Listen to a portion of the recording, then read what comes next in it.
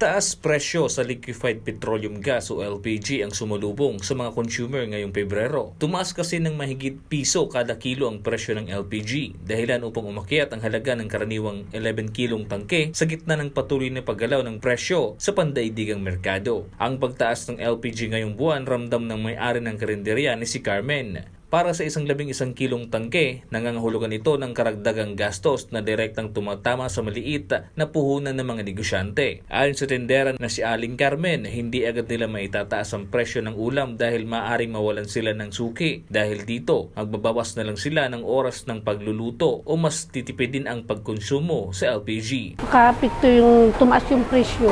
Kasi nagmahal ngayon ang bilihan kaya nagtaas din kami ng benta. Ayon sa ilang nagtitinda ng LPG, maaring nakaapekto sa paggalaw ng presyo nito ay ang mataas na demand ngunit kaunting supply. Pagtaas ng presyo ng LPG ay yung pag high demand.